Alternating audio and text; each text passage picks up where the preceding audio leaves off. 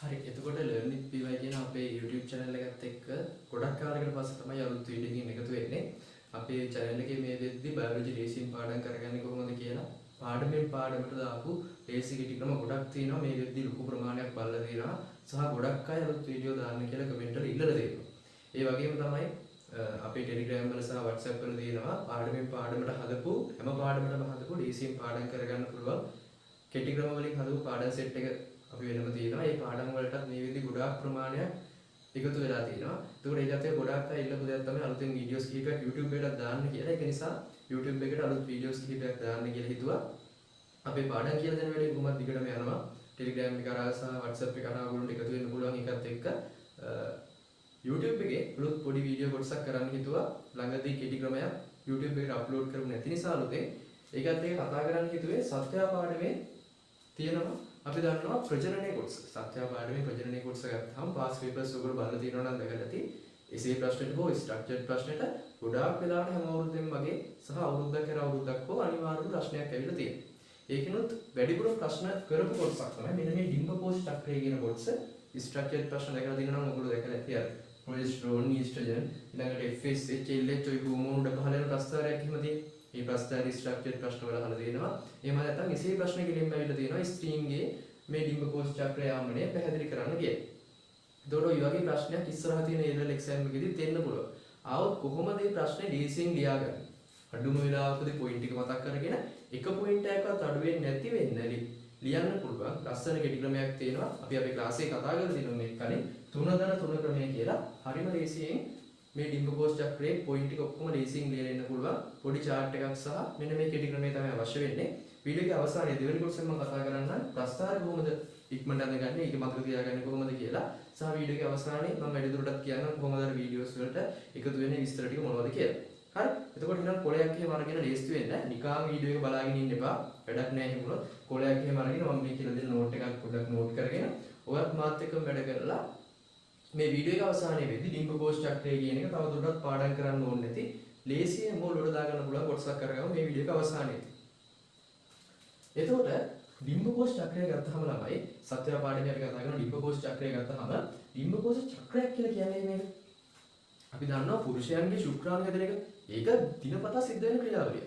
හැබැයි ස්ත්‍රීන්ගේ ගෑනු කට්ටියගේ අණ්ඩ සෛලයක්, ඩිම්බ සෛලයක්, ඩිම්බකෝෂයෙන් නිකුත් වෙන්නේ මාසයකට පාර. ඒ කියනවා චක්‍රීයව තමයි ඒක සිද්ධ වෙන්නේ. එතකොට මේක චක්‍රීයව හරියට මාසින් මාසෙට සිද්ධ වෙන්න නම් අපි දන්නවා ඒක පාලනයක් වෙන්න ඕන. පාලනය වෙන්නේ හෝමෝන. මේ හෝමෝන වලින් තමයි හරියට මාසයක් යද්දී ඩිම්බයක් මුදා ගන්නවා. ඊළඟ ඩිම්බකෝෂයෙන් ඩිම්බ. මේක හෝමෝන වලින් තමයි පාලනය වෙන්නේ. මෙන්න මේ චක්‍රයට තමයි අපි කියන්නේ ඩිම්බකෝෂ චක්‍රය කියලා. ওই ඩිම්බකෝෂ චක්‍රය ඇතුළේ ඉන්න සිද්ධීන් ටික මතක තියාගන්න තමයි මේ කොටසෙන් අපිට තියෙන්නේ. මම තියරි එකත් එක්කම පැහැදිලි කරගෙන යන්න මුකුත්ම දන්නේ නැති කෙනෙක්ට උනත් තේරුම් ගන්න. කලින් මේ පාඩම අහලා තියෙන කට්ටිය ඉන්නවා නම් අනිවාර්යෙන් මේ තියරි පාර්ට් එක යවලා හරි කමන්නේ ක්‍රිටිකල් මේ හරි ඔළුවට දාගන්න. මොකද එක්සෑම් එකට ලොකු උදව්වක් වෙන්නේ මේ කෙටි ක්‍රමය. හරිද? මෙන්න මේ කෙටි ක්‍රමය අපි කියනවා 3 ක්‍රමය. මම මේක මේ කොටස් දෙකකට කඩලා 3 ක්‍රමය කියන අලුත් ක්‍රමයකින් තමයි ඔයගොල්ලන්ට කියලා දෙන්න යන්නේ. මේකට කියනවා 3 ක්‍රමය කියලා. හරි? මේක කොහෙවත් නැහැ හරිද රිසෝස් එකේ ඔයගොල්ලෝ බලන්න රිසෝස් එකේ ගත්තාම ඩිම්බකෝෂ් චක්‍රය ගත්තාම පොයින්ට් එක මෙහෙම පහළට දීලා දෙනවා පේලියට. ඔයගොල්ලෝ හදාගත්ත නෝට් වලත් ගොඩක් වෙලාවට ඇත්තේ. හරිද? ඒ විදිහට තමයි ඇත්තේ. එතකොට මේ 3 ක්‍රමය කියන එක එක්සෑම් එකේ ඔයගොල්ලෝ ටක් ගාලා 3ට කරලා පළවෙනි පොයින්ට් 3 ලියුවා ඊළඟ පොයින්ට් 3 ලියුවා පොයින්ට් 6ක් ලියන්න තියෙන්නේ. ඒ පොයින්ට් 6 ලියලා සහ අමතර කොටස් ටිකක් ලියන්න තියෙනවා. ඒ ටික ලියුවට පස්සේ වාර ෂුවර් එක්සෑම් එක අවසානයේදී මම ඩිම්බකෝෂ් චක්‍රයේ ඔක්කොම පොයින්ට් ටික රිසෝස් එකේ තියෙන ඔක්කොම පොයින්ට් ටික ලියලා ආවේ. මට AC එකේ පොඩි ලකුණු ටික ගන්න පුළුවන් කියලා. ස්ට්‍රක්චර්ඩ් ප්‍රශ්නෙට ප්‍රස්තාරය આવොත් ප්‍රස්තාරය අඳුරගන්න විදිහට මම අවසානයේ තියලා දෙනවා. හරි. එතකොට මොකද්ද මේ 3 ක්‍රමය? මේ ගත්තට පස්සේ තමයි මුලින්ම අපි ඩිම්බකෝෂ් චක්‍රයේ වෙන සිද්ධීන් ටික කොටස් දෙකකට බෙදා ගන්නවා. ඒ තමයි සිවුනික අවධිය සහ ලුටියල් අවධිය කියලා. හරිද? සිවුනික අවධිය සහ ලුටියල් අවධිය කියලා. පළවෙනි කොටසට අපි කියනවා සිවුනික අවධිය කියලා. දෙවෙනි කොටසට අපි කියනවා ලුටියල් අවධිය කියලා. මම මේ ලුටියල් අවධිය කියන චුට්ටක් තියලා සිවුනික අවධිය කියන කොටසෙදි වෙන්නේ මොකක්ද කියලා පැහැදිලි කරගන්න. මේක මෙන්න මේ 1 2 3 කියන එකෙන් අපි ලේසියෙන් මතක තියාගන්න මේක. 1 2 3 කියන එක ලේසියෙන් මතක තියාගන්න මෙහෙමයි. පළවෙනි එක තමයි ඔයගොල්ලෝ හැමෝම අහලා තියෙනවා ඊස්ට්‍රජන් කියන හෝමෝනය. මේ පාඩමේ තියෙන ප්‍රධානම සිද්ධියක් තමයි ගොඩක් කට්ටිය වරද්දගෙන තැනක් තමයි මම ඒ නිසා ඒක පොඩ්ඩක් පැහැදිලි කරලා දෙන්නම් මුලින්ම. ඊස්ට්‍රජන් කියන හෝමෝනය ගත්තහම මේකේ වර්ග ගොඩක් තියෙනවා. අපි කියනවා ඊස්ට්‍රඩියෝල් කියලා එකක් තියෙනවා. ඊට පස්සේ ඊස්ට්‍රෝල් කියලා එකක් තියෙනවා. ඔය වගේ වර්ග කිහිපයක් තියෙනවා. කියන්නේ ඊස්ට්‍රජන් කියන්නේ මේ හෝමෝන ඔක්කොගෙම එකතුවට කියන්නේ පොදු නම. එතකොට මෙන්න මේ ඩිම්බ කෝෂ වල තියෙන ඩිම්බ කෝෂය ඇතුළේ තියෙන සෛල වලින් නිදහස් වෙන්නේ ඊස්ට්‍රජන් වල එක වර්ගයක්. ප්‍රධාන වශයෙන්ම නිකුත් වෙන්නේ ඊස්ට්‍රඩියෝල් කියන වර්ගය. හරිද? ඊස්ට්‍රඩියෝල්. ඊස්ට්‍රඩියෝල් කියන වර්ගය තමයි ඩිම්බ කෝෂෙන් ප්‍රධාන වශයෙන් නිකුත් වෙන්නේ. තායි ඒක අපේ ශරීරයේ තියෙන තැන් වලින් ඊස්ට්‍රයෝල්, ඒ වගේ ඊස්ට්‍රජන් වල වෙනත් එක එක ආකාර මේ ශ්‍රාවය වෙන ස්ථාන තියෙනවා. හරිද? ඩිම්බ කෝෂයෙන් හොඳට මතක තියාගන්න ඊස්ට්‍රඩියෝල් කියන ආකාරය තමයි ශ්‍රාවය වෙන්නේ. ඒක නිසා මේ පාඩමේදී හැමතැනදීම පාවිච්චි කරන්න ඕනේ ඊස්ට්‍රඩියෝල් කියන වචනේ. ගොඩාක් ළමයි කරන වැඩේ තමයි අපි ඕඩර් වල ඉගෙන ගන්න මේක ඊස්ට්‍රජන් කියලා. ඒකෝට ඊස්ට්‍රජන් කියලා ඉගෙන ගත්ත නිසා හැමෝම එක්සෑම් එකේදී ඊස්ට්‍රජන් කියලා ලියනවා. රිසෝස් එකේ හොඳට බලන්න තියෙන ඊස්ට්‍රඩියෝල් කියලා. ඒ නිසා ඔයගොල්ලෝ ලකුණු හම්බෙන්නේ ඊස්ට්‍රඩියෝල් කියන නම. ඒ නිසා මම මෙතන ඉඳන් දිගටම පාවිච්චි කරන්නේ ඊස්ට්‍රඩියෝල් කියන නම. මම හිතන එක තේරුණා කියලා. ඊස්ට්‍රජන් වල තියෙන ඩිම්බ කෝෂයේ ශ්‍රාවය වෙන වර්ගයට තමයි අපි ඊස්ට්‍රඩියෝල් කියලා කියන්නේ. එතකොට පළවෙනි එක තමයි මම මෙතන කතා කරගත්තේ ඊස්ට්‍රඩියෝල් ශ්‍රාවය පටන් ගන්න. ස්ටාර්ට් එක අපි කියනවා ස්ටාර්ට් එක. කොහොමද ඊස්ට්‍රඩියෝල් පටන් ගන්නේ? ඊට පස්සේ ඊස්ට්‍රඩියෝල් අඩු මට්ටම. ඊළඟ තමයි ඊස්ට්‍රඩියෝල් වැඩි මට්ටම. ඔන්න ඔය සිද්ධි තුන මතක නම් ඔයාලට පුළුවන් සිවුනිකාවලියේ ගේමක් නැතුව විස්තර කරන්න. මොකද්ද? ඊස්ට්‍රඩියෝල් ස්ටාර්ට් වෙන්නේ කොහොමද? ඊස්ට්‍රඩියෝල් අඩු මට්ටම මොකක්ද? සහ ඊස්ට්‍රඩියෝල් වැඩි මට්ටම මොකක්ද? මොකද්ද මේ කතාව? මේ ඩිම්බකෝෂ චක්‍රය කියන එක නැත්තම් ගෑන් ළමයෙක්ගේ ඩිම්බ නිකුත් වීම පටන් ගන්න අපි දන්නවා ඒගොල්ලෝ වැඩි වියටපත් වෙනවත් එක්ක. වැඩි වියටපත් වෙනවා කියන්නේ සාමාන්‍යයෙන් අවුරුදු 14 15 වගේ ඉඳි ඒගොල්ලෝගේ ලිපිකලින් අක්ෂර ඇති වෙලා ඒ ළමයා නිසි වයසට ආවම තමයි වැඩි වියටපත් වෙනවා කියන සිද්ධිය වෙන්නේ. මෙන්න මේ වැඩි වියටපත් වෙනවා කියන එකත් එක්ක ඇඟ ඇතුලේ පටන් ගන්නවා හෝමෝන මේ ක්‍රියාවලිය ස්ටාර්ට් වෙනවා. ওই හෝමෝන මේ ක්‍රියාවලියත් එක්ක තමයි ඩිම්බ කෝෂ වලින් ඩිම්බ නිකුත් කිරීම කියන ක්‍රියාවලිය පටන් ගන්නේ. මේ ක්‍රියාවලිය කතා කරගෙන යන්න මෙන්න මෙතන මම හදලා තියෙනවා ඩිම්බ කෝෂ චක්‍රය. ඒක අනිවාර්යයෙන්ම ඕන ළම ඩිම්බ කෝෂ චක්‍රය තමයි ඩිම්බ හදලා ක්‍රියේට් වෙනවා. ඊට අමතරව අපිට තව දෙන්නෙක් උදව් වෙනවා. මේ ක්‍රියාවලිය. ඒ දෙන්න තියෙන්නේ අපේ මොලේ. අපේ ස්කවලේ තුල තියෙන මොලේ.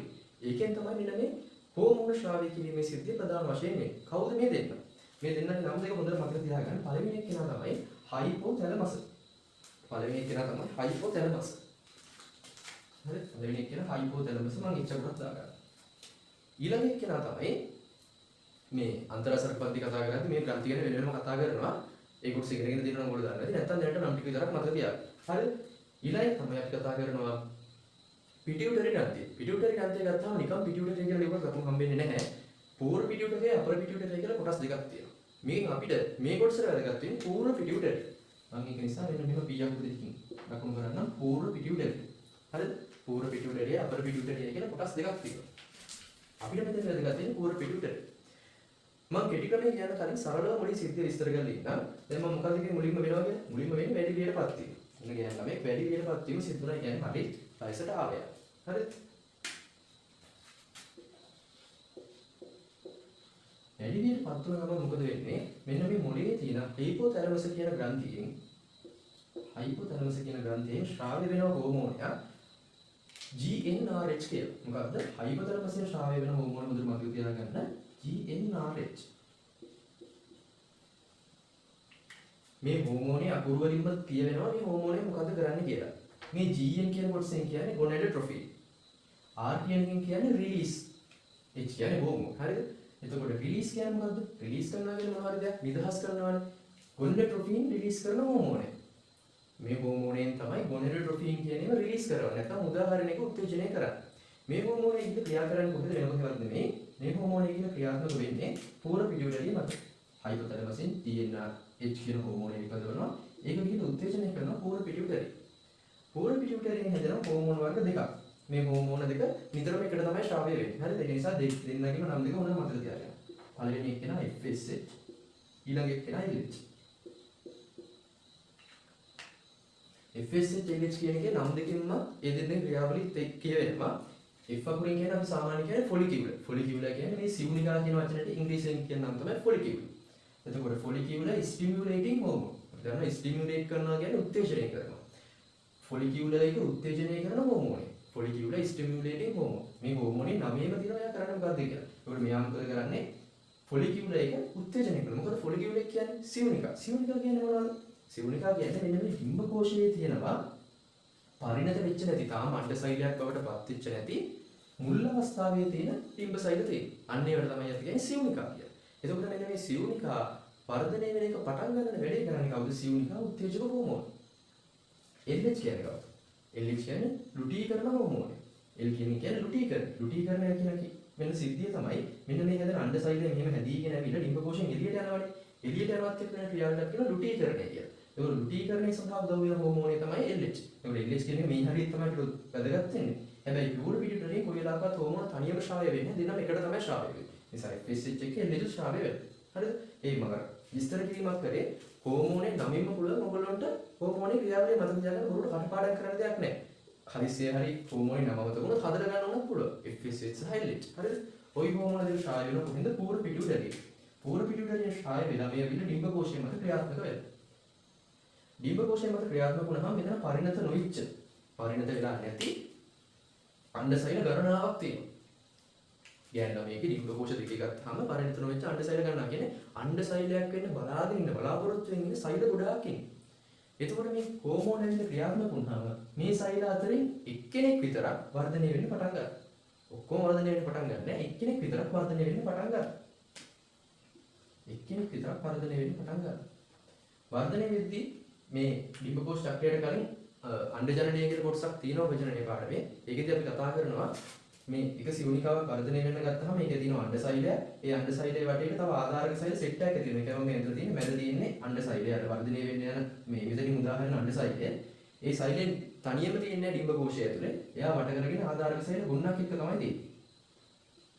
ආධාරක සෛල ගුණයක් එක්ක තමයි තියෙන්නේ. හරිද? ඔන්න පළවෙනි සිද්ධිය අපි මේ කතා කරගෙන යන්නේ මොකක්ද උනේ? වැඩි වියටපත් වුණා කියන ළමයා හයිපොතලමසින් GnRH ශ්‍රාවය වුණා. පූර්ව පිටියුටරියම GnRH උත්තේජනය කරා. පූර්ව පිටියුටරියෙන් FSH LH හෝමෝන ශ්‍රාවය වුණා. ඒ වගේ ඩිම්බ කෝෂයෙන් මත ක්‍රියාත්මක වුණා. ඩිම්බ කෝෂයෙන් මොකද උනේ? එක සිවුනිකාවක් වර්ධනය වෙන්න පටන් ගත්තා. ඒ සිවුනිකාව වර්ධනය වෙන සිවුනිකාවෙන් ඔන්න ශ්‍රාවය කරනවා කවුද?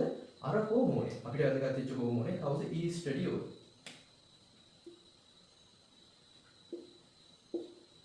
ඊස්ට්‍රඩියෝල් ශ්‍රාවය කරන්නේ කවුද? මේ වර්ධනය වෙන සිවුනිකාවෙන් තමයි ඊස්ට්‍රඩියෝල් ශ්‍රාවය වෙන්නේ. වර්ධනය වෙන සිවුනිකාවෙන් තමයි ඊස්ට්‍රඩියෝල් ශ්‍රාවය වීම සිද්ධ වෙන්නේ. එතකොට මෙන්න තියෙනවා ඊස්ට්‍රඩියෝල් ස්ටාර්ට් වෙන විදි. මේ තියෙන පළවෙනි පියවර. ඔන්න තියෙනවා පළවෙනි පියවර. හරිද? මේ පියවර තුනකට කඩලා ක්‍රියාවලිය මතක තියාගන්න. පළවෙනි පියවර. පළවෙනි පියවරේදී මම ආයෙත් අග්ගල මතක් කරා. මොකද වෙන්නේ? වැඩි වියටපත් වීමත් එක්ක හයිපොතලමසින් GnRH ශ්‍රාවය වෙනවා. ඒ GnRH පූර්ව පිටියුටරි මත ක්‍රියාත්මක කරලා FSH LH ශ්‍රාවය වෙනවා. FSH LH වල බලපෑමෙන් මොකද වෙන්නේ? පරිණත වූ අණ්ඩසෛලයක් මේ විදිහට වර්ධනය වෙන්න පටන් ගන්නවා. ඒකෙන් ඊස්ට්‍රඩියෝල් ශ්‍රාවය වෙන්න පටන් ගන්නවා. ඊස්ට්‍රඩියෝල් කියන හෝමෝනේ ශ්‍රාවය වෙන්න පටන් ගන්නවා. ඊස්ට්‍රඩියෝල් කියන්නේ ඊස්ට්‍රජන් වල එක වර්ගයක්. හරිද? ඊට පස්සේ අපි යන දෙවෙනි එක. මොකක්ද මේ ඊස්ට්‍රඩියෝල් අඩු මට්ටම කියන්නේ කියලා බලන්න. දැන් මෙයා වර්ධනය වෙන්න පටන් ගත්ත ගමන් තාම චූටි බබා. හරිද? තාම ලොකු වෙලා නැහැ. ඒක නිසා ඊස්ට්‍රඩියෝල් ගොඩාක් ශ්‍රාවය කරන්න බෑ මෙයාට. තාම පොඩ තමයි පටන් ගත්ත ගමන් තාම ඒක නිසා ඊස්ට්‍රඩියෝල් චුට්ටයි මුලින්ම ශ්‍රාවය කරන්නේ. ඊස්ට්‍රඩියෝල් මොකද කරන්නේ? පොඩ්ඩයි ශ්‍රාවය කරන්නේ. ඊස්ට්‍රඩියෝල් චුට්ටක් ශ්‍රාවය කරනවා. මේ ඊස්ට්‍රඩියෝල් අඩු මට්ටමින් ආය අනිත් පැත්තට ප්‍රතිචාරයක් ඇති කරනවා. මෙන්න මේ දෙක මත. මේ දෙක මොකද්ද? උඩ එක්කෙන හයිපොතලමස් යට එක්කෙන පූර්ව පිටියුටරි. මේ ඊස්ට්‍රඩියෝල් අඩු මට්ටමේ මොකද කරන්නේ? මෙයා ඊස්ට්‍රඩියෝල් අඩුයි තාම අඩුයි. ඊස්ට්‍රඩියෝල් අඩු මට්ටමේ මොකද කරන්නේ? එයා ගිහිල්ලා පූර්ව පිටියුටරිය මත ඍණ බලපෑමක් ඇති කරනවා. ඍණ බලපෑමක් කියන්නේ දැන් පූර්ව පිටියුටරිය මොකද කර හිටියේ?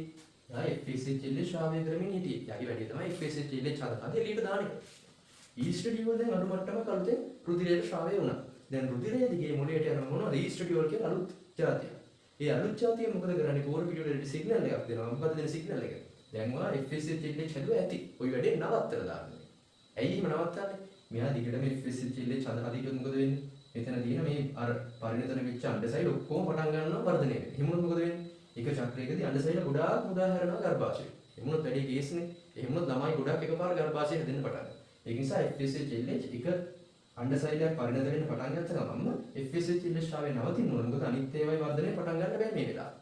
එක්කෙනෙක්ගේ වැඩේ චක්‍රයක් ඉවර වුණාට පස්සේ තමයි ඊළඟ එක්කෙනා පටන් ගන්න. ඒක නිසා FSH ශ්‍රාවය නවත්ත ගන්න. ඒක නවත්ත ගන්නේ කොහොමද? මෙන්න මෙතනින් හැදෙන ඊස්ට්‍රඩියෝල් අඩු මට්ටමින් පූර්ව පිටියුටරිය මත අපි කියනවා ඍණ බලපෑම. නැත්නම් නිෂේධන ක්‍රියාවලියක් සිද්ධ කරනවා. අපි කියනවා ඍණ ප්‍රතිපෝෂී නිෂේධනයක් සිද්ධ වෙනවා කියලා පූර්ව පිටියුටරිය මත. එතකොට මොකද වෙන්නේ? පූර්ව පිටියුටරියේ FSH ශ්‍රාවය නවතිනවා. හරි? ඕක තමයි දෙවෙනි පියවර. ඒක තමයි ඊස්ට්‍රඩියෝල් අඩු මට්ටමේ වෙන සිද්ධිය. මොකද දෙකක් හරි. හරි. ඔන්න දැන් මේ වර්ධනයෙන් අණ්ඩ සෛලයේ එන්නේ ලොකු වෙනවා. බබා ලොකු වෙනවා එන්නේ. බබා ලොකු වෙද්දි මොකද වෙන්නේ? එයා ඊස්ට්‍රඩියෝල් චුට්ට නෙමෙයි. දැන් එයාගේ වටේ ආධාරක සෛල ගොඩාක් තියෙනවා. ආධාරක සෛල වලින් එතකොට ශ්‍රාවය වල ඊස්ට්‍රඩියෝල් ප්‍රමාණයත් වැඩි වෙනවා. ඔන්න දැන් එහෙනම් මේ ඩිම්බ කෝෂයේ දැන් වර්ධනය වෙලා තියෙනවා. අණ්ඩ සෛලයේ ඊස්ට්‍රඩියෝල් පොඩි ප්‍රමාණයක් මේ ඊස්ට්‍රඩියෝල් වැඩි ප්‍රමාණයක් රුධිරයට මුදා ගන්නවා. ඊස්ට්‍රඩියෝල් වැඩි ප්‍රමාණයක් රුධිරයට මුදා ගන්නවා. ඊස්ට්‍රඩියෝල් අඩු මට්ටමේදී ඊස්ට්‍රඩියෝල් වැඩි මට්ටමේදී එයා කරන්නේ වැඩ දෙකක්. හරියට පොඩි ළමයෙක් ගත්තාම එයා අවුරුදු 1 2 4 කරන වැඩ නෙමෙයිනේ අවුරුදු 6ක් 7ක් වුණාම කරන්නේ. මොන්ටිසෝරි ඉස්කෝලේ යන පටන් ගත්තාම එයා වෙනම වැඩ සෙට් එකක් කරා. පොඩි කාලේ දන ගාගෙන යද්දි කරන්නේ වෙනම වැඩ සෙට් එකක්. ඒක සමහරලාට එකට එක සම්පූර්ණයෙන්ම විරුද්ධයි. මේ ඊස්ට්‍රඩියෝලුත් අන්න ඒ වගේ. එයා අඩු මට්ටමේදී මොකද කරන්නේ? පූර්ව පිටියුටරිය මත ඍණ බලපෑමක් ඇති කරන මේ FSH LH හද මෙන්න මේ ක්‍රියාවලිය නවත්තලා දානවා. දැන් මෙයා මොකද වෙන්නේ? ඊස්ට්‍රඩියෝල් වැඩි. මෙයා දැන් ලොකුට මේක කරා. ඊස්ට්‍රඩියෝල් වැඩි මට්ටමේදී මෙයා මොකද කරන්නේ? මෙයා ගිහිල්ලා මෙන්න මේ හයිපොතලමස් තියෙනවා පූර්ව පිටියුටරිය. හරිද? හයිපොතලමස්යි පූර්ව පිටියුටරියයි මත ඍණ බලපෑම වෙනුවට මේ දෙන්න මත ධන බලපෑමක් ඇති කරනවා. මේ දෙන්නම මත ධන බලපෑමක් ඇති කරනවා. ඒ කියන්නේ මේ දෙන්න උත්තේජනය කරනවා. ඒ කියන්නේ මේ ඊස්ට්‍රඩියෝල් ගොඩාක් රුධිරයට ශ්‍රාවය වුණාම රුධිරය දිගේ මොළයට යනවා. මොළයේ තියෙන හයිපොතලමස්යි පූර්ව පිටියුටරියයි තේරුම් ගන්නවා. මේ අණ්ඩ සෛලය දැන් ලොකු වෙලා තියෙනවා. හරිද? එතකොට මොකද වෙන්නේ? හයිපොතලමස්ෙන් කලින් වගේම GnRH හෝමෝනයේ ශ්‍රාවය වෙනවා. GnRH කියලා පූර්ව පිටියුටරිය මත ක්‍රියාත්මක වුණාම එයාගේ FSH සහ LH ශ්‍රාවය වෙනවා. මෙතෙන් දැන් මේ හෝමෝන දෙක අපිට මොකද වැදගත් උනේ? FSH. FSH කියන්නේ සිවුනිකා උත්තේජක හෝමෝනේ. එයානේ මෙතෙන් වැදගත් උනේ. ලුටීගරන හෝමෝන උදව්වක් හම්බ වෙනවා. ඉලෙක්ට්‍රින් උදව්වක් හම්බ වෙනවා. ප්‍රධාන වශයෙන් මෙතෙන් වැඩේ කරන්නේ FSH. හරිද? මෙතෙන් ප්‍රධාන වශයෙන් වැඩේ කරන්නේ LH.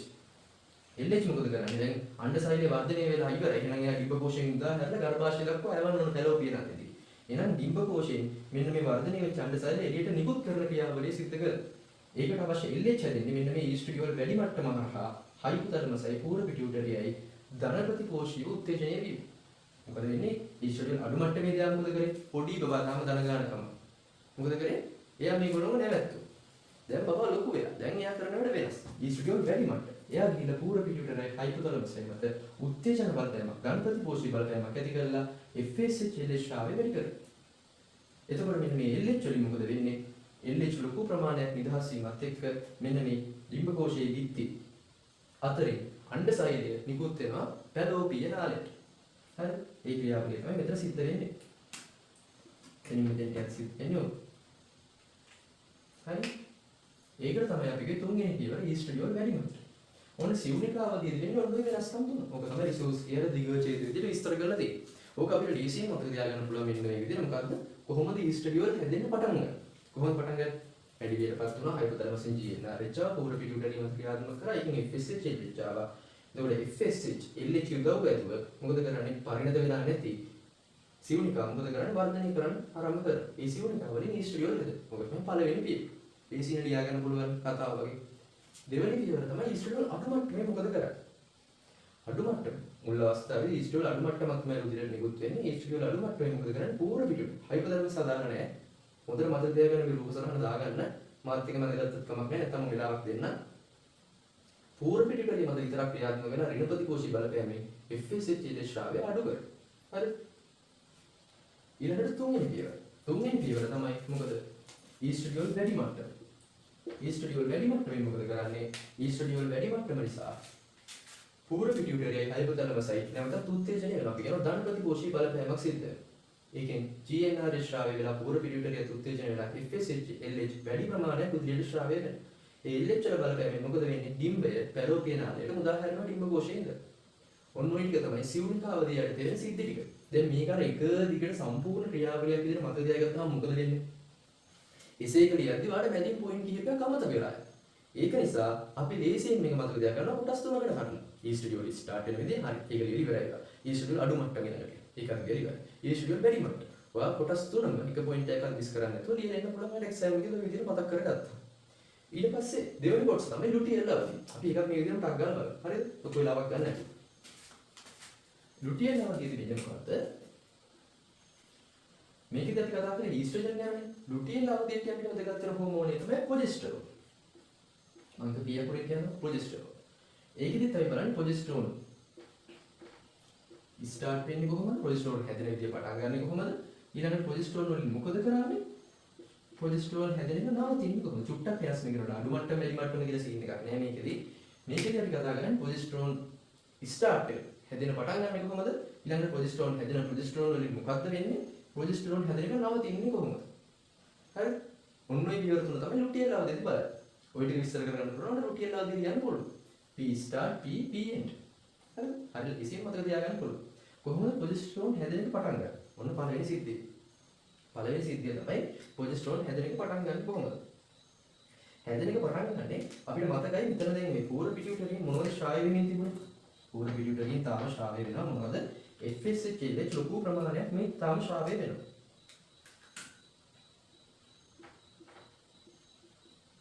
FSH LH. මෙතන අපි කතා කරන්නේ LH හෝමෝනේ තමයි ගොඩාක් වැදගත් වෙන්නේ. මේ LH වල බලපෑමෙන් මොකද වෙන්නේ මුලින්ම මෙන්න මේ අණ්ඩසෛලයේ වටා තිබ්බනේ ආධාරක සෛල සෙට් එකක්. ඒ ආධාරක සෛල සෙට් එක සෛල ගුණයක් බවට පත් කරනවා. LH මත. මේ සෛල ගුණට අපි නමක් කියනවා පීත දේහය.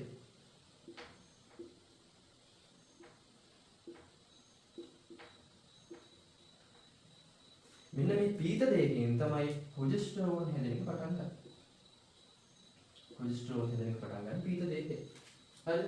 පීත දේහයෙන් ප්‍රොජෙස්ටරෝන් විතරක් නෙමෙයි එයා කලින් හදා දීපු ඊස්ට්‍රඩියෝල් ශ්‍රාවය කරනවා. මේ ඊස්ට්‍රඩියෝල් කලින් ශ්‍රාවය කරගෙන හිටිය ආධාරක සෛලනේ. ඒතකොට මේ ආධාරක සෛල ටිකනේ මෙතන පීත දේහය බවට පත් උනේ. එයා අලුතෙන් ප්‍රොජෙස්ටරෝන් හදන ගමන් කලින් එයා හදා දීපු ඊස්ට්‍රඩියෝලුත් හදනවා. හදන්න නැතුව ඉන්නේ නැහැ. හැබැයි ලොකු ප්‍රමාණයක් හදන්නේ නැහැ. පොඩ්ඩයි හදන්නේ. හරිද? එතකොට මෙන්න මේ ප්‍රොජෙස්ටරෝන් සහ ඊස්ට්‍රඩියෝල් කොහොමද හදපු එක ප්‍රොජෙස්ටරෝන් හදන එක පටන් ගන්නවා පළවෙනි එක. අපිගේ P start එක කියන්නේ ඒක තමයි අපේ පළවෙනි සිද්ධිය. පළවෙනි පියවරේදී ඔයගොල්ලෝ ලියන්න තියෙන්නේ LH වල බලපෑමෙන් මේ ආධාරක සෛල සෙට් එක පීත දෙහි බවට පත් වෙනවා. ඒ පීත දෙහින් ප්‍රොජෙස්ටරෝන් ඉපදීම ආරම්භ වෙනවා. ඊට අමතරව ඊස්ට්‍රඩියෝල් ශ්‍රාවය වෙනවා. දෙවෙනි එක තමයි ප්‍රොජෙස්ටරෝන් කියන්නේ මොකද කරන්නේ? මෙන්න මේ ප්‍රොජෙස්ටරෝන් ස්ටාර්ට් එක හරි ප්‍රොජෙස්ටරෝන් මොකද කරන්නේ? මේ ප්‍රොජෙස්ටරෝන් කරන වැඩේ තමයි ප්‍රොජෙස්ටරෝන් ගිහිල්ලා මෙතනදී අපි කතා කරපු දෙකමයි තියෙන්නේ. පූර්ව පිටියුටරියයි හයිපොතැලමස්. හරි හයිපොතැලමස්. මේ ප්‍රොජෙස්ටරෝන් ගිහිල්ලා මොකද කරන්නේ? පූර්ව පිටියුටරියයි හයිපොතැලමසයි කියන දෙන්නම නවත්තලා දානවා. දෙන්නම තමයි ඍණ බලපෑම. දාන නෙමෙයි ඍණ බලපෑම. ඍණ කියන්නේ නිතරම එයාගේ වැඩේ නවත්තනවා, නිෂේධනය කරනවා. ඍණ ප්‍රතිපෝෂී බලපෑමක් කරනවා. මෙන්න මේ ප්‍රොජෙස්ටරෝන් සහ ඊස්ට්‍රඩියෝල් උදව්වෙන් දෙන්නම එකතු වෙලා ඊස්ට්‍රඩියෝල් අඩු මට්ටමක් නෙගෙන මෙතනද? ඒ දෙන්නම එකතු වෙලා මොකද කරන්නේ? පූර්ව පිටියුටරි සහ හයිපොතැලමස් මත ඍණ බලපෑමක් ඇති කරනවා. එතකොට මොකද වෙන්නේ? FSH LH ශ්‍රාවය ආයෙ අඩු වෙනවා. දැන් FSH LH වැඩක් නෑ නේ අත්‍තරම. ඒගොල්ලෝගේ ශ්‍රාවය ආයෙ අඩු වෙනවා. ප්‍රොජෙස්ටරෝන් වලින් කරන්නේ අන්නේ වැඩේ. ඊට පස්සේ එතකොට ප්‍රොජෙස්ටරෝන් වලින් කරන වැඩේ තමයි දෙවෙනි පියවරත් හරි. ඊගත් තේරුණා. ඊගත් හරි. ඊළඟට ප්‍රොජෙස්ටරෝන් නැති වෙලා යනවා. නැති වෙලා යන්නේ කොහොමද? උන් අතර තියෙන හරිය ලස්සන කතාවක් ලස්සන මතක තියාගන්න. මේ අණ්ඩසෛලය කියන්නේ ආධාරක සෛල සෙට් එකේ තමන්ගේ ළමයා වගේ. ඇයි? මෙතන ඉඳන් පටන් ගත්ත වෙලාවේ ඉඳලා ආධාරක සෛල ටික තමයි මේ අණ්ඩසෛලය වට කරගෙන යාව රැක බලාගෙන යාට උදව් කරන්නේ සපෝට් කරන්නේ ආධාරක සෛල සෙට් එක. හරියට මේ සිද්ධිය හිතන්න ළමයෙක් ඉන්නවා ගෙදර. අම්මයි තාත්තයි එකතුලා මෙයාට කන්න බොන්න දීලා හොඳට උගන්වන්න මහන්සි වෙලා මොකද කරන්නේ අන්තිමට ළමයා ඉගෙන ගන්න රටේ ආවා. තමන් ගාව හොඳට ගෙදර හදාගත්ත ළමයා ඉගෙනගෙන හොඳ දෙයක් කරගනී කියලා හිතලා රටේ ආවා. ආධාරක සෛල සෙට් එකත් ඒ වගේ තමන් හොඳට අස්සේ තියාගෙන ඉඳපු අණ්ඩසෛලය හොඳට පෝෂණය කරලා වර්ධනය කරලා ඩිම්බ පෝෂණය උදාහරණ ආමයා ගර්භාෂයට ගිහිල්ලා ශුක්‍රාණුවක් එක්ක එකතු වෙලා යුක්තාණුවක් බවට පත් වෙලා අලුත් ළමයෙක් බවට පත් වෙයි කියන බලාපොරොත්තු ඇතුව. හරියට අර අම්මා තාත්තේ ළමයෙක් පෝෂණය කරලා රට ඇව්වා වගේ. හැබැයි මේ ළමයාට වෙන්නේ වෙන වැඩක්. ළමයා යන්නේ ඉගෙන ගන්න කියලා අම්මා තාත්තා යනවා. ළමයා මොකද කරන්නේ? රට ගිහිල්ලා හරියට ඉගෙන ගන්නෙත් නැතුව විනාශ වෙලා ගිහිල්ලා මැරිලා යනවා. එයා ඉගෙන ගන්නෙත් නැහැ, හොයා ගන්නත් නැහැ. අම්මට තාත්තට හොයා ගන්නව නැති වෙලා යනවා. එතකොට මොකද වෙන්නේ? අම්මට තාත්තට දුකයි. හිතමු තාත්තා කියලා මෙතන මේ පීත දෙහේ පීතෘ දෙහේ කියලා හිතන්නකො. පීත දෙහේ හරිය නිකන් තාත්තා වගේ. රැකවලාගෙන පෝෂණය කරපු ළමයා රට යවනවා ඉගෙන ගන්න. ළමයා ඉගෙන ගන්න වෙන වැඩ කරන නාස්ති වෙලා හොයා ගන්නව නැති වෙලා යනවා. තාත්තට හොයා ගන්නවත් නැහැ. තාත්තට මොකද දුක හිතෙනවා. තාත්තා ජීවිතේ එපා වෙලා ඔහේ ඉඳලා මැරිලා යනවා තාත්තා. තාත්තට ජීවිතේ එපා. ඒ වගේ තමයි පීත දෙහේ කියන්නේ මොකද කරන්නේ? දැන් තාත්තා ළමයා රට යවුව කියලා අතාරින්නේ නැහැ. ගෙදර ඉඳන් සල්ලි ටික යවනවා අර හෙට. කාලා බීලා ඉන්න මේකෙන් වැඩ ටික කරගන්න කියලා ගෙදර ඉඳන් සල්ලි ටික යවනවා රට ඉන්න ළමයට. පීත දෙහියත් එහෙමයි. පීත දෙහිය මොකද කරන්නේ? අණ්ඩසෛලය ඩිම්බ කෝෂයෙන් එළියට ගියාට දැන් එයා ඉන්නේ ගර්භාෂයේ පැලෝපියන් ආලේ හරියනේ. මේ ප්‍රොජෙස්ටරෝන් හදනකින් මේ පූර්ව පිටුපිටරයයි හයිපොතැලමසයි නිෂේධනය කරලා තියාගන්නවා වගේ මේ ප්‍රොජෙස්ටරෝන් වලින් ගර්භාෂය ලීස්ති කරනවා අර පැලෝපියන් ආලේ දිගේ එන අණ්ඩසෛලය ශුක්‍රාණුවක් එක්ක එකතු වෙලා යුක්තාණුවක් බවට පත් වුණොත් ඒක ගර්භාෂයේ තැන්පත් වෙන්න අවශ්‍ය ගර්භාෂයේ සකසන්නේ මේ ප්‍රොජෙස්ටරෝන් හෝමෝන. හරියට තාත්තා ගෙදරින් ඉඳන් අර ළමයට සල්ලි යවනවා වගේ. පීත දෙකක් මොකද කරන්නේ? ඩිම්බ කෝෂයේ ඉඳන් තමන්ගේ ළමයා වගේ ඉඳපු අණ්ඩසෛලයට කවදා හරි ඉන්න ගර්භාෂයේ මුදල හදලා තියෙනවා ප්‍රොජෙස්ටරෝන් ශ්‍රාවය කරලා. ප්‍රොජෙස්ටරෝන් වලින් කරන වැදගත්ම කාර්යය ඒක තමයි. මෙතන සිද්ධ වෙන ක්‍රියාවලියට අමතරව අපි ගර්භාෂය චක්‍රය කියන එකදී සම්පූර්ණයෙන් කතා කරනවා ඒ කියන ප්‍රොජෙස්ටරෝන් වලින් ගර්භාෂය සම්පූර්ණයෙන්ම ආස්තරණය වෙනස් කරලා සම්පූර්ණයෙන් මේක ලස්සන ලේසි කරනවා. අර එන ඩිම්බ සෛලය. අර තාත්තා ගෙදරින් ඉඳන් රට ඉන්න ළමයට සල්ලි යවනවා වගේ වැඩ. දැන් ළමයා හොයාගන්නත් නැති වෙලා විනාශ වෙලා ගියාම මොකද? තාත්තට එපා වෙනවනේ. අණ්ඩසෛලයක් මොකද වෙන්නේ? ශුක්‍රාණු සෛලයක් හම්බුනේ නැතුව සංසේචනය වෙන්නේ නැහැ. එයා ගර්භාෂයේ දැන්පත් වෙලා වැඩක් නැහැ. ළමයෙක් හැදෙන්නේ නැහැ. එයා යෝනි මාර්ගය දිගේ එළියට නිකුත් වෙලා යනවා අණ්ඩසෛලය. විනාශ වෙලා යනවා. එතකොට අණ්ඩසෛලය අර වගේ ශුක්‍රාණුවක් හම්බෙලා සංසේචනය නොවුනොත් මොකද වෙන්නේ? යෝනි මාර්ගය දිගේ ගියාට පස්සේ මොකද වෙන්නේ? පීත දෙකේ තවදුරටත් ඉඳලා වැඩක් නැහැ. අර ළමයා රට යවපු තාත්තා වගේ තවදුරටත් තාත්තා රටට සංගය යව පිටියට වැඩක් නැහැ බුරුවට ළමයි ඉගෙන ගන්න නැහැ. තාත්තට එපා වෙලා යනවා. ඒ වගේ තමයි පීත දෙකේ තවදුරටත් ප්‍රොජෙස්ටරෝන් හදින්නේ නැහැ. එයාගේ සෛල ටික විනාශ කරගෙන යනවා. අපි කියනවා ශ්වේත දෙහිය බවට පත් වෙනවා. මේ සෛල ටික විනාශ වෙලා යනවා. සුදු පාට පැල්ලමක් වගේ ඩිම්බ කෝෂයේ ඉතුරු වෙනවා ශ්වේත දෙහිය කියලා අපි ඔබට කියනවා. ඒකට ශ්වේත දෙහිය ප්‍රොජෙස්ටරෝන් ශ්‍රාවය කරනවද? නෑ. එයා ප්‍රොජෙස්ටරෝන් තවදුරටත් ශ්‍රාවය කරන්නේ. ළමයා නාස්ති වෙලා ගියට පස්සේ තාත්තා තවදුරටත් සල්ලි යවන්නේ. ළමයා පොල්ලයක් ගන්නෙත් නෑ, හොයා ගන්නත් නෑ, මැරෙන්න ගිහිල්ලා දන්නෙත් නෑ, ඉගෙනගෙනත් නෑ. තවදුරටත් තාත්තා සල්ලි යවන්නේ නෑ. ඒ වගේ තමයි පීත දෙහියට වැඩි එපා වෙනවා. එයා ශ්වේත දෙහිය බවට පත් වෙනවා. තවදුරටත් ප්‍රොජෙස්ටරෝන් ශ්‍රාවය කරන්නේ. ප්‍රොජෙස්ටරෝන් ශ්‍රාවය කරන්නේ නැහැ කියන්නේ මොකද්ද? මේ ඍණ බලපෑම මේ ඉස්ට්‍රියල් ශ්‍රාවය වෙන්නේ නැහැ. ඍණ බලපෑම සම්පූර්ණයෙන්ම නැති වෙලා යනවා. එතකොට ඍණ බලපෑමක් නැහැ කියන්නේ මේගොල්ලොන්ට මොකද වෙන්නේ? මේගොල්ලෝ නවත්තන්න කවුරුත් නැහැ. මේගොල්ලෝ සාමාන්‍ය විදිහට නැවතත් මෙන්න මේ වැඩි පටන් ගන්නවා. මොකද මෙන්න මේ වැඩි කියන්නේ? GNR HFSH ශ්‍රාවය කරන්න පටන් ගන්නවා. හයිපොතැලමසින් GNR ශ්‍රාවය කරනවා. මෙයා FSH ශ්‍රාවය කරන්න පටන් ගන්නවා. ආයි පොදේ FSH ශ්‍රාවය කරනවා. ආයි තවලු සියුනිකාව වර්ධනය වෙන්න පටන් ගන්නවා. ආයි මේ චක්‍රය දිගේ මෙහිම වටයක් යනවා. මෙතන මොකද වෙන්නේ? ඍණ බලපෑම නැති වුණා. ප්‍රොජෙස්ටරෝන් වලින් තියෙන බලපෑම නැති වුණා. GNR උච්ච හයිපොතැලමසින් මේකෙන් පූර්ව පිටියුටරි උත්තේජනය වුණා. පූර්ව පිටියුටරියෙන් ගිහිල්ලා ආයි මෙතන සියුනිකාවක් වර්ධනය කරලා ආයි මේ චක්‍රය දිගේ යනවා. ඒක තමයි තුන්වෙනි දේ. පීත දෙහිය මොකද වෙන්නේ? අණ්ඩසෛලයේ සංසේචනය වීමක් සිදු නොවුණොත් පීත දෙහිය මොකද වෙන්නේ? ශ්වේත දෙහිය බවට පත්. ශ්වේත දෙහිය බවට පත් වුණාම තවදුරටත් ප්‍රොජෙස්ටරෝන් ශ්‍රාවය වෙන්නේ නැහැ. ඍණ බලපෑම නැති වෙනවා. ධන බලපෑමක් ඇති වෙන්නේ නැහැ. මොනවා වැරදිලා ලියන්නේ හරියද? ඔයවා ධන බලපෑමක් ඇති වුණේ ඍණ බලපෑම නැති වුණා. නැති වෙච්ච නිසා මොකද කරන්නේ? සාමාන්‍ය පරිදි හයිපොතැලමස් GNR ශ්‍රාවය කරන පූර්ව පිටියුටරි FSH ශ්‍රාවය කරනවත් එක්කම අලුත් චක්‍රයක් පටන් ගන්නවා. හරි? ඔහොම චක්‍රීයව මාසෙන් මාසෙට ක්‍රියාවලිය ඩිම්බ කෝෂය තුළ සිද්ධ වෙනවා. ඔක තමයි ඩිම්බ කෝෂ චක්‍රයක් කියලා අපි කියන්නේ. හරිද? මේ ක්‍රියාවලිය අර මම ගත්ත උදාහරණෙත් එක්ක තේරුම් නැති. තේරුණා කියලා හිතනවා. පළවෙනි සිවුනිකාව පැහැදිලි කරන් ගත්ත උදාහරණය තමයි පොඩි බබයි ලොකු බබයි. පොඩි ගාලේ ධන ගාගෙන යනකොට කරන වැඩ නෙමෙයි. අපි ලොකු වුණාම අවුරුදු 5ක් 6ක් යද්දි කරන්නේ. ඊට පස්සේ දෙවෙනි කතාව තමයි තාත්තා කොහොමද පුතාව රට යවුවට පස්සේ බලාගත්තේ කියන සිද්ධිය. හරිද? ඔය කතා දෙක මතක තියාගන්න සිද්ධිය. අර වඩාත් තේරුම් ගන්න. කෙටි ක්‍රමයේ හොඳ මතක තියාගන්න. පියවර තුන මොකද්ද? ලුටියෙල්ලව දෙන පියවර තුන. පළවෙනි පියවර තමයි ඉතුරු වෙච්ච ආධාරක සෛල ටික ඉලෙක්ට්‍රෝන බලපෑමෙන් පීත දෙහිය බවටපත් වෙනවා. පීත දෙහිය ප්‍රොජෙස්ටරෝන් සහ ඊස්ට්‍රඩියෝල් ශ්‍රාවය කරන්න ආරම්භ කරනවා. පළවෙනි පියවර ඉවර. හරි? ප්‍රොජෙස්ටරෝන් ස්ටාර්ට්. ඊළඟ ප්‍රොජෙස්ටරෝන් වලින් වෙන වැඩේ කියනවා දෙවෙනියට. මොකද මේ වැඩේ? ප්‍රොජෙස්ටරෝන් හයිපොතැලමස් සහ පූර්ව පිටියුටරි වල ඍණ බලපෑමක් ඇති කරනවා. ඒක නිසා FSH ශ්‍රාවය අඩු වෙනවා. තමයි වැඩේ. තුන්වෙනියට ප්‍රොජෙස්ටරෝන් නැතිලා යනකොට අණ්ඩසෛලයේ සංසේචනය නොවුනහම ගර්භාෂයේදී පීත දෙහිය ශ්වේත දෙහිය බවට පත් වෙනවා. ශ්වේත දෙහිය කවදාවත් ප්‍රොජෙස්ටරෝන් හදන්නේ නැහැ. එතකොට මේ ඍණ බලපෑම නැති වෙලා යනවා. නැවත FSH ශ්‍රාවය ආරම්භ වෙනවා. ඔය ප්‍රොජෙස්ටරෝන් එන්නේ එකේ කතාව. ওই තුනම විස්තර කරා නම් ඔයාලට ලුටියල් අවධිය සම්පූර්ණ ලකුණු ප්‍රමාණයක් හම්බෙනවා. එතකොට සිවුනිකාවදී කරුණු පොයින්ට් 3 මෙන්න ලුටියල් අවධියේ පොයින්ට් 3. ලස්සන chart එකේ තියෙනවා. මම හිතනවා කෙටි ක්‍රමෙත් තේරෙන්නේ නැති කියලා. මේ chart එක දාගන්න. මේ කෙටි ක්‍රම ටිකක් සටහන් කරගන්න. පැන්සලෙන් ඊට අමතරව මම වීඩියෝ මොන හරි වැදගත් වෙන කතා අහන්න තියෙනවා නම් ඒ දේවල් තුම මතක තියාගන්න අමතක වෙන්න. මේක සම්පූර්ණ පොලේක දාගන්න මේ chart එක. එතකොට ඔයාලට ලේසියෙන් මතක තියාගන්න පුළුවන් short note එකක් විදිහට ඩිම්බ කෝස් චක්‍රයේ සිද්ධීන් ටික. එතකොට මේ ටික මම කියලා දෙන්නම් මේ ඔය හෝමෝන මට්ටම් වල වෙනස් වෙන ප්‍රශ්න ආරේ ස්ට්‍රක්චර් ප්‍රශ්න වලට නිතර අහනවා. ඒකට ඒකත් ලේසියෙන් මතක තියාගන්න සහ එසි ප්‍රශ්නකට හදිස්සියට ඔයගොල්ලෝ අඳින්න අවශ්‍ය වුණොත් එහෙම ඉක්මනට අඳගන්න කොහොමද කියලා. හරිද? මේ ප්‍රශ්න ආරේ අඳිද්දී අර තුනේ දාන තුන ක්‍රමයම තමයි පාවිච්චි කරන්නේ. මුලින්ම අපි ප්‍රශ්න ආරේ කොටස් දෙකකට අග්ගාලා බෙදා ගන්නවා. හරිද? නැදින් අග්ගාලා බෙදා ගන්නවා. එතකොට මේ පැත්තේ තියෙන සිවුනිකා වාදය මේ පැත්තේ තියෙන ලුටියල් වාදය. හරිද? අපි ආයේ මේක කොටස් තුනකට බෙදා ගන්නවා. හරිද? කොටස් තුනකට බෙදා ගන්නවා. ලුටියල් වාදයත් අපි මේ විදිහටම කොටස් තුනකට බෙදා ගන්නවා.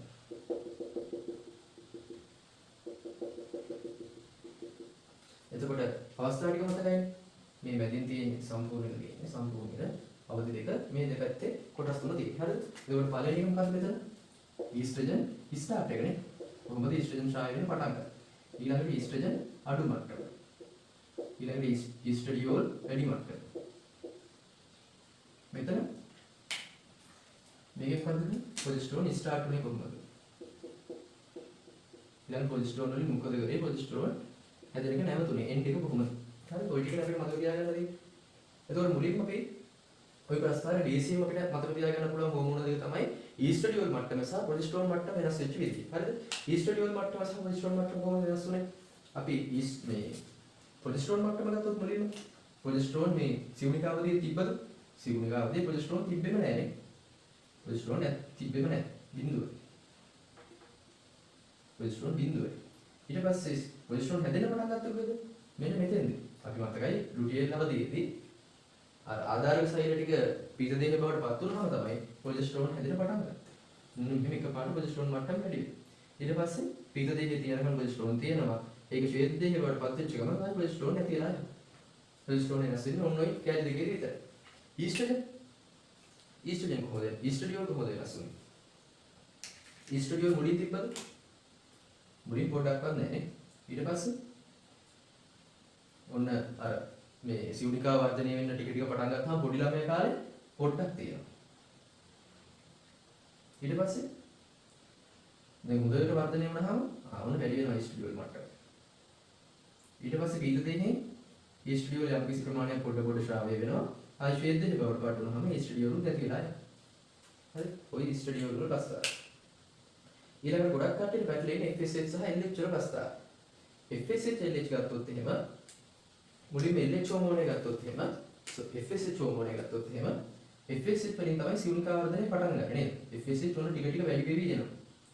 වැඩි වෙවි එද්දීම මොකද වෙන්නේ? ඊස්ට්‍රඩියෝල් අඩු මට්ටමෙන් FSH අඩු කරනවා නේද? ආයි අඩු කරලා තියාගන්න. මම මොකක්ද එක්ක LH හෝමෝනේ තදිනම් මොකද දෙක මිට වෙනස් වෙන්නේ? LH හෝමෝනේ එහෙම වැඩි වෙවි යනවා. ඇවිල්ලා ඊස්ට්‍රඩියෝල් අඩු මට්ටමේ මොකද කරන්නේ? එහෙම පහළට මේ අපි මතකයි රින බලපෑමක් කරා පූර්ව පිටියුටරිය මත ඒකත් එක්ක මේ හෝමෝන දෙක අඩු. ඊට පස්සේ ඊස්ට්‍රඩියෝල් වැඩි මට්ටමේ මොකද කරන්නේ? LH හෝමෝන මට්ටම එකපාර වැඩි කරනවා. ඒකත් එක්ක ඩිම්බ මේ අණ්ඩසයිලේ උදාහරණය. ඊට පස්සේ ආයි ප්‍රොජෙස්ටරෝන් හැදෙන්න පටන් ගන්නවා. ප්‍රොජෙස්ටරෝන් වලින් මොකද කරේ? මතකයි LH හෝමෝන මට්ටම අඩු කරා. LH හෝමෝන මට්ටම ආයි අඩු කරා. මෙන්න මෙතෙන්දී ප්‍රොජෙස්ටරෝන් නැති වෙන එකත් එක්ක ආයි LH ශ්‍රාවය වෙන්න පටන් ගන්නවා ටික ටික. හරිද? FSH වලත් එහෙම වෙන්නේ. මෙතෙන්දී ආයි පොඩ්ඩක් වැඩි වුණා. ආයි ශ්‍රාවය වෙන එක මෙහිම අඩු වෙලා තිබ්බා. ප්‍රොජෙස්ටරෝන් නැති වෙන එකත් එක්ක ආයි ශ්‍රාවය වෙන්න පටන් ගත්තා. හරිද? මේකෙදිම අපිට මතක තියාගන්න පුළුවන් ඕන ප්‍රස්තාරයක් දෙන විදිහට ලේසියෙන්ම කොටස් තුනකට බෙදාගත්තා. කොටස් තුනේ අර අපි කතා කරපු ගෙඩි ක්‍රමය පාවිච්චි කරලා ලේසියෙන් එක එක ඒවාට අදාළ ප්‍රස්තාරයක් දෙගන්න පුළුවන්. මේ හෝමෝන මට්ටම තමයි මේ පැත්තේ දවස් ගානක් තමයි තියෙන්නේ. හරිද?